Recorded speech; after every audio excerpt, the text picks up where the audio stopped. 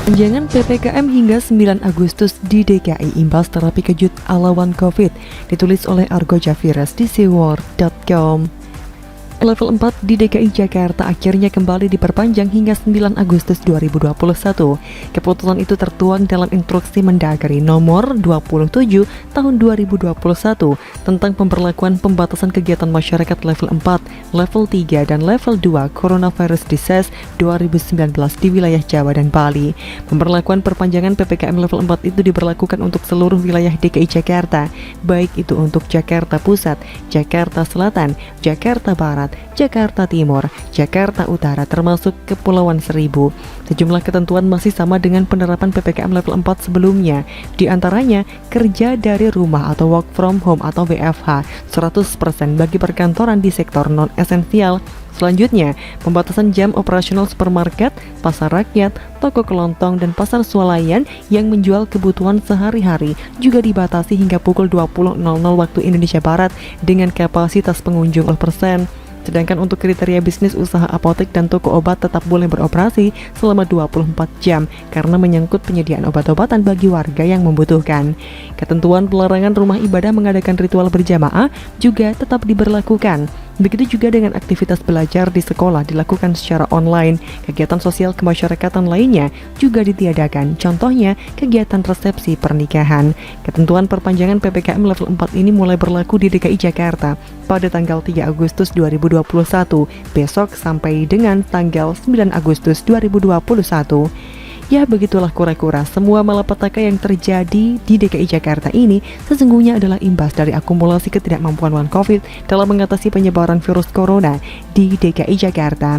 Salah satu fakta penyebaran virus corona yang tiada akhir di DKI Jakarta adalah imbas dari keputusan One Covid saat membatasi transportasi massal pada hari Senin tanggal 16 Maret 2020 yang lalu.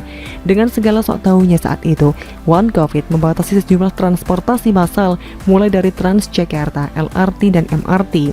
Akibatnya fatal, ledakan penumpang pun tak terkendali. Ribuan penumpang akhirnya harus antri berjam-jam lamanya sampai mengular bermeter-meter panjangnya, sehingga alih-alih mau mengatasi kerumunan warga agar tidak terjadi penyebaran virus corona di DKI Jakarta yang lebih meluas, yang terjadi justru sebaliknya. Ribuan penumpang yang antri banyak yang tertular virus corona karena jarak antrian di halte-halte dari satu penumpang dan penumpang lainnya sangat dekat. Keputusan bodohnya One Covid itu menuai kecaman banyak pihak, termasuk dari para pendukungnya, DPRD DKI, dan para politisi partai yang dulu mendukungnya. Mereka kecewa dan geram dengan keputusannya yang ngaco membatasi sejumlah transportasi massal di DKI Jakarta saat itu, sehingga mengakibatkan banyak yang terpapar virus corona yang dampaknya menyebar dengan cepat secara sporadis di seantero Jakarta. Namun bukan One Covid namanya kalau tak pandai berkelit, seperti halnya para pedagang Arab penjual karpet dan minyak wangi di Tanah Abang yang tukang ngibul dengan lihainya. One Covid pun memutarbalikkan fakta. One Covid berupaya menutupi aibnya sebagai gubernur terbodoh dalam sejarah NKRI dengan melontarkan statement bahwa ia memang sengaja beri efek kejut kepada warga DKI Jakarta dalam menghadapi pandemi virus corona.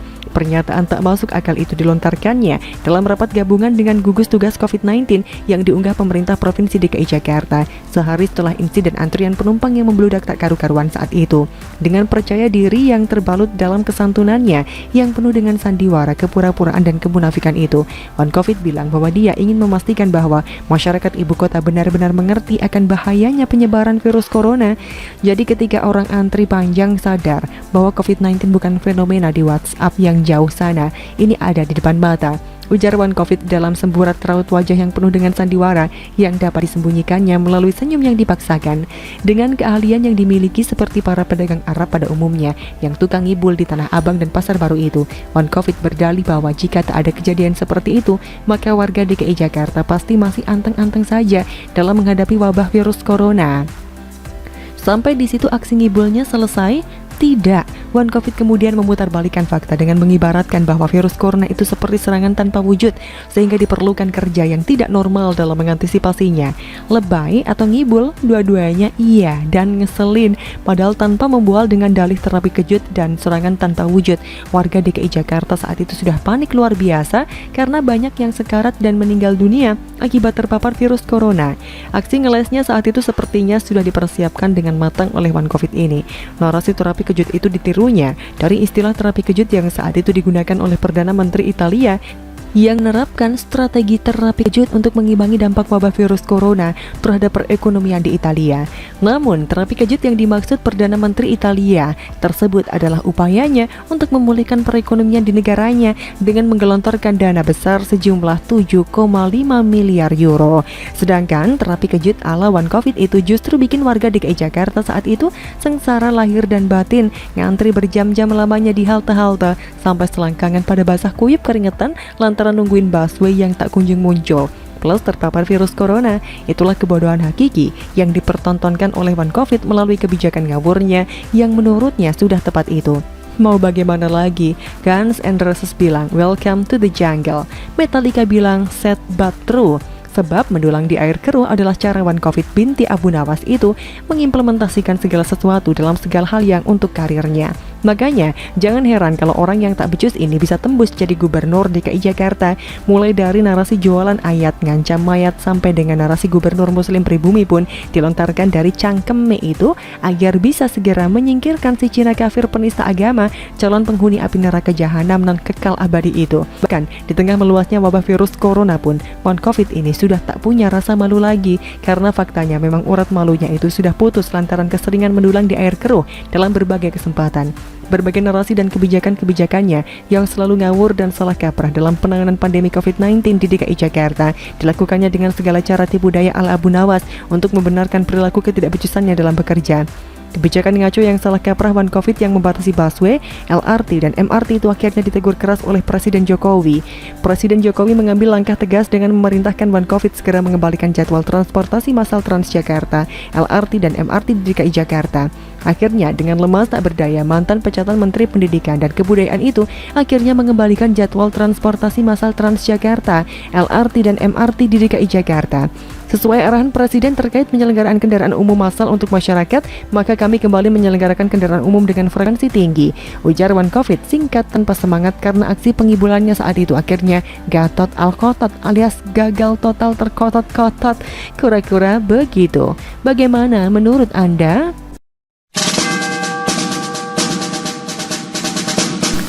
Ganjar ahli nyamar, ditulis oleh Adin di seaword.com. Halo, selamat menyaksikan informasi dari channel Tanda Seru. Presiden Jokowi pernah bercerita ketika dia masih menjadi wali kota Solo. Kala itu beliau mempunyai ajudan yang ganteng, tinggi, tegap yang selalu mendampinginya kemanapun dia pergi. Kegantengan ajudannya ini ternyata mengundang kejadian lucu. Karena ketika ada tamu yang datang ke Solo, kebanyakan mereka mengajak salaman ajudannya, bukan dirinya selaku wali kota Solo.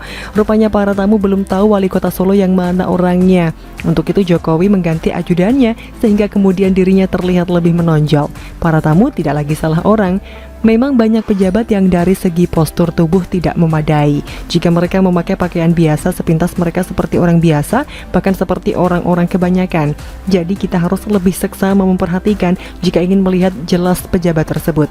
Apalagi sekarang ini di masa pandemi, kita semua termasuk para pejabat diwajibkan memakai masker, sehingga untuk mengenali seseorang memerlukan waktu lebih lama dan harus memperhatikan lebih seksama.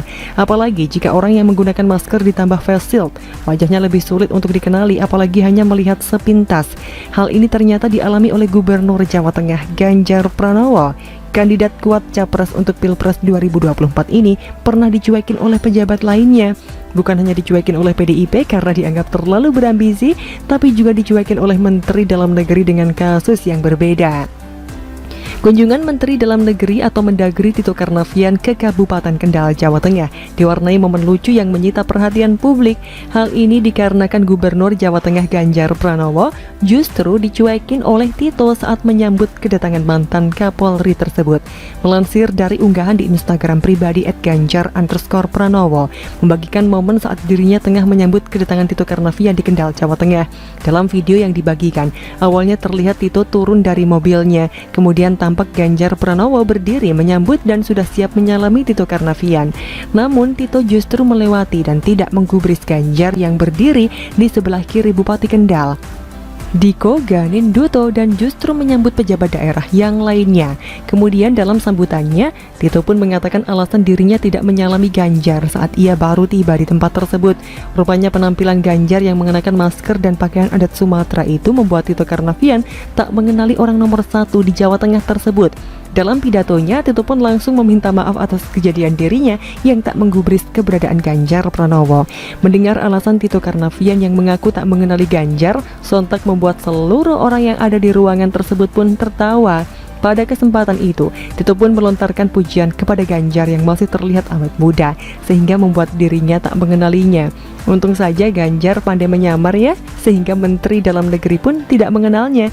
Jangan-jangan suatu saat nanti ketika Ganjar Pranowo jadi presiden dan Tito menjadi salah satu menterinya, momen seperti itu bisa terulang. Menteri Tito dipanggil Presiden Ganjar dan langsung disuruh masuk ruangan. Ternyata di ruangan Pak Presiden Ganjar tidak ada. Tito bingung, disuruh menghadap tapi orangnya nggak ada. Ternyata Presiden Ganjar lagi nyamar jadi pot bunga. Ganjar selama ini keguguran alias suka bercanda. Di berbagai kesempatan, sebagaimana direkam di channel YouTube-nya, Ganjar terlihat bercanda dengan masyarakat seperti nenek di panti jompo dan kepala desa tentang protokol kesehatan. Mereka terlihat akrab penuh dengan canda tawa. Kedekatan pejabat dengan rakyatnya seperti ini akan berbekas di hati warga. Oleh karena itu, jika nanti nyalon jadi apa gitu, tidak usah kampanye habis-habisan, bercengkerama dan guyon dengan masyarakat bisa lebih efektif dibandingkan kampanye dengan janji-janji manis dan menyebar baliho belaka. Nah, jika PDIP ingin menjagokan Puan Maharani sebagai capres di Pilpres 2024 nanti, harus belajar lebih dekat dengan rakyat, berbicara langsung dan bercanda dengan masyarakat harus alami, jangan hanya sekedar lip service belaka. Masyarakat Indonesia sudah pintar dan mampu merasakan ketulusan pemimpinnya. Apakah benar-benar menyayangi rakyatnya atau hanya demi kepentingan karir politik belaka? Ketulusan dan penuh harapan akan terasa berbeda oleh rakyat. Bagaimana menurut Anda?